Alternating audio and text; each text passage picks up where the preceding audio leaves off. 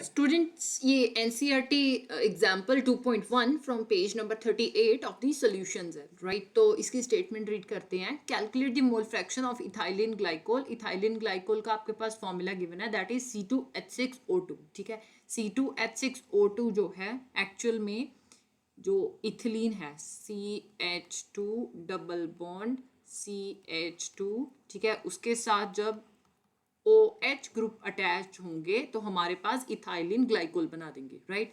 तो ये कह रहे हैं कि आपने मोल फ्रैक्शन फाइंड आउट करनी है अगर आपके पास 20% इथाइलिन ग्लाइकोल बाय मास है इन ए सोल्यूशन, राइट। तो यहाँ पे 20% बोला गया है, राइट। तो परसेंटेज को सिंप्लीफाई करने के लिए मैं ये अज्यूम कर लेती हूँ कि मेरा जो सोल्यूशन है वो 100 ग्राम का है, राइट। आप कोई भी कंपोजिशन ले सकते हो, लाइक 1000 ग्राम भी ले सकते हो, राइट, 100 ग्राम भी ले सकते हो, 10 ग्राम भी ले सकते हो, ओके। उसी के बेसिस पे जो कैलकुलेशंस है वो होंगी, और सभी के केसेस में कैलकुलेशंस जो है वो सेम ही आएंगी, राइट। तो I can assume that let the mass of solution equal to 100 gram, okay. So मुझे पता है सोल्यूशन कैसे बनता है। Solution equal to solute plus solvent. जो तो कंपोनेंट हमारे पास ज्यादा अमाउंट में होगा, ओके, वो सॉल्वेंट होगा। जो कंपोनेंट कम अमाउंट में होगा वो सोल्यूट होगा। यहाँ पे हमारे पास इथाइलिन ग्लाइकोल जो है वो डिसॉल्व किसमें किया गया ये नहीं बताया, राइट। तो मैं क्या अज्यूम करती हूँ कि मेरे पास जो सॉल्वेंट है वो वाटर है, ओके, कि इथाइलिन ग्लाइकोल को आपने वाटर में डिसॉल्व किया है, ओके। और जो हमारे पास सॉल्यूट है, अब यहाँ पे इथाइलिन ग्लाइकोल कम अमाउंट में है, सो C2H6O2 ये मैं अज्यूम कर देती हूँ कि ये सॉल्यूट है, ओके। सो यहाँ पे सोल्यूशन हम कितना मान रहे हैं, 100 ग्राम मान रहे हैं, ओके।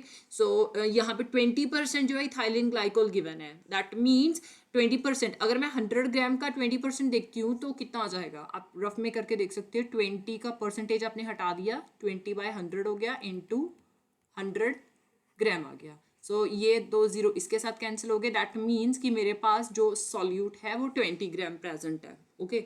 सो सॉल्वेंट आप फाइंड आउट कर सकते हो, प्लस सॉल्वेंट। सॉल्वेंट आप एक साइड रख लोगे, राइट, एंड ये जो 20 ग्राम है ये आप इक्वल टू के दूसरी साइड ले जाओगे। So solvent equal to 100 gram minus 20 gram आ गया। सो 100 माइनस 20 80 ग्राम हो गया। मतलब सॉल्वेंट कितना प्रेजेंट है हमारे पास, 80 ग्राम प्रेजेंट है।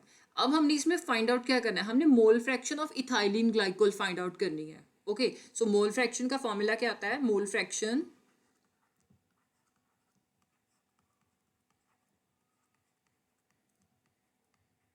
इसे हम एक्स के साथ रिप्रेजेंट करते हैं। आपने इथाइलिन ग्लाइकोल की फाइंड आउट करनी है, सो सबस्क्रिप्ट C2H6O2 लिख लिया आपने, okay. So number of moles of ethylene glycol C2H6O2 divided by total number of moles. अब हमारे पास टोटल नंबर ऑफ मोल्स किस किस के आएंगे, इथाइलिन ग्लाइकोल और वाटर के। सो you can right NC2H6O2 plus NH2O।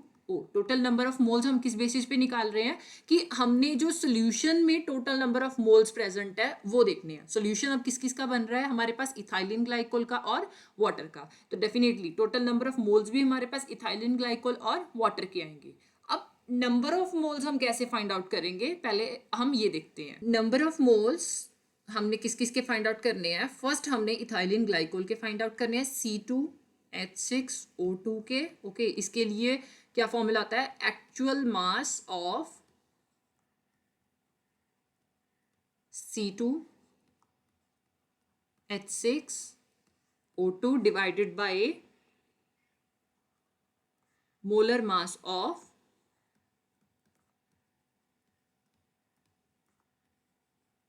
C2H6O2, okay.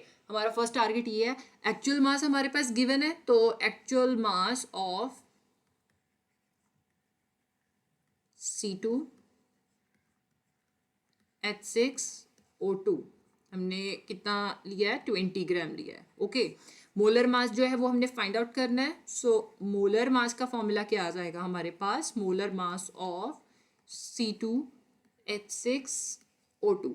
सभी जो आपके पास एटम प्रेजेंट हैं, ठीक है, इथाइलिन ग्लाइकोल में, उनके एटॉमिक मासेस ऐड करते जाइए, ठीक है, आपके पास मोलर मास आ जाएगा। So atomic mass of carbon कितना आता है, 12 ग्राम पर मोल। कितने नंबर ऑफ एटम प्रेजेंट है, 2, सो इंटू 2 हो गया। प्लस अब हमारे पास हाइड्रोजन का एटॉमिक मास कितना आता है, 1 ग्राम पर मोल, ठीक है, और कितने नंबर ऑफ एटम्स है, 6 है, तो इंटू 6 हो जाएगा।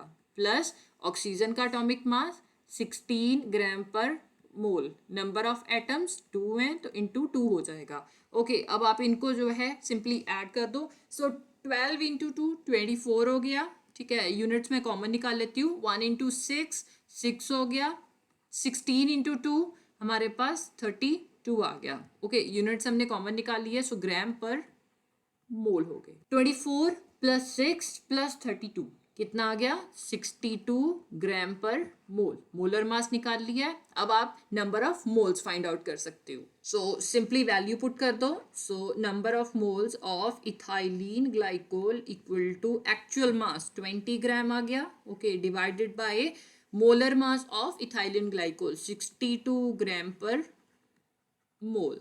ग्राम के साथ अपने ग्राम कैंसिल कर दिया। Okay, 20 divided by 62 that will be 0.322।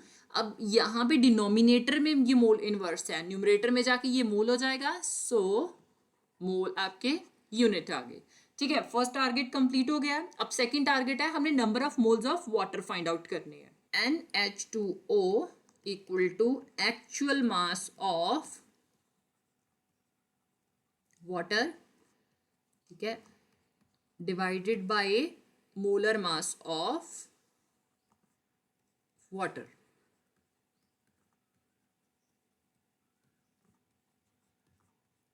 अब एक्चुअल मास हमारे पास गिवन है, दैट इज 80 ग्राम, जो हमने फाइंड आउट किया है।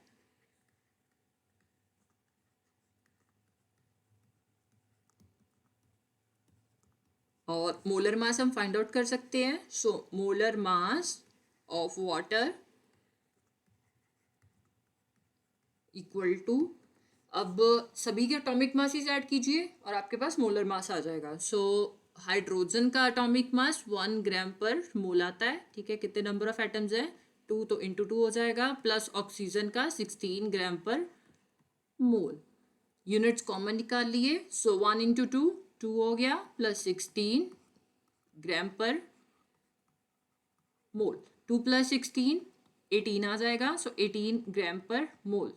मोल्स आ गए हैं, राइट। अब हम क्या करेंगे, हम सिंपली वैल्यू पुट करेंगे। तो हम अब number of moles of water निकाल लेंगे। सो NH2O actual mass of water 80 ग्राम ले रहे हैं हम, divided by molar mass of water 18 gram per मोल आ गया। ओके, ग्राम के साथ अपने ग्राम कैंसिल कर दिया। 80 divided by 18 that will be 4.444। Mole inverse है डिनोमिनेटर में, न्यूमरेटर में जाके ये मोल हो जाएगा। ओके, सो आपके पास सारे नंबर ऑफ मोल्स आ गए हैं। ओके, तो अब हम क्या करेंगे, हम mole fraction of ethylene glycol find out करेंगे। So C2H6O2 equal to number of moles of ethylene glycol divided bye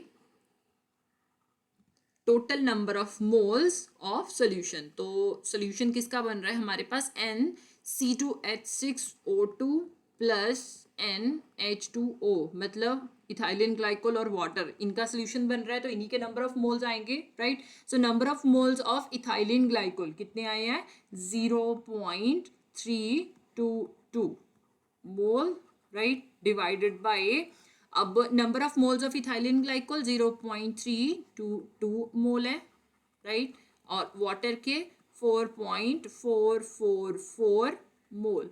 अब मोल जो है आपके पास डिनोमिनेटर में, इसको आप कॉमन निकाल लोगे। 0.322 प्लस 4.44, ठीक है, ये हमारे पास, ये आप एज इट इज लिख लोगे, डिवाइडेड बाय 4.766 आ गया, राइट। यहाँ से भी यूनिट ले लिया आपने, यहाँ पे भी यूनिट जो है, इन दोनों के मोल कॉमन निकाले थे, मोल के साथ मोल कैंसिल हो गया, ठीक है। तो ये था हमारा फर्स्ट स्टेप। हमें पता है कि जो मोल फ्रैक्शन है वो यूनिटलेस आती है, यहाँ पे हमने यूनिट्स कैंसिल कर दिए हैं, दैट मीन्स कि हम अपने स्टेप्स की तरफ सही जा रहे हैं। सो जब आपने 0.322 को 4.766 के साथ डिवाइड किया तो योर आंसर इज 0.068, राइट। ये मोल फ्रैक्शन आ गया हमारे पास इथाइलिन ग्लाइकोल की। हमारे पास पूछा तो केवल इथाइलिन ग्लाइकोल का गया है, लेकिन हम जो वाटर है उसकी मोल फ्रैक्शन भी निकालेंगे। तो वाटर की मोल फ्रैक्शन निकालने के दो तरीके हैं। फर्स्ट वन इज अगेन आप number of moles of water divided by total number of moles जो हैं उससे सॉल्व कर सकते हो, या फिर देयर इज वन मोर वे। हमें पता है कि मोल fraction of ethylene glycol plus mole fraction of water जो है वो इक्वल टू 1 आती है, राइट। अब इथाइलिन ग्लाइकोल की आपने फाइंड आउट की हुई है, सो 0.068 वाटर की आप फाइंड आउट कर सकते हो, XH2O इक्वल टू 1। ये जो 0.068 है ये आप इक्वल टू की दूसरे साइड लेके जाओगे तो ये माइनस का आ जाएगा, right. So XH2O equal to 1 minus 0.068। तो जब आपने 1 में से 0.068 माइनस किया तो your answer is 0.932। So you can write XH2O equal to 0.932। ये आपके पास आ गई मोल फ्रैक्शन ऑफ वाटर।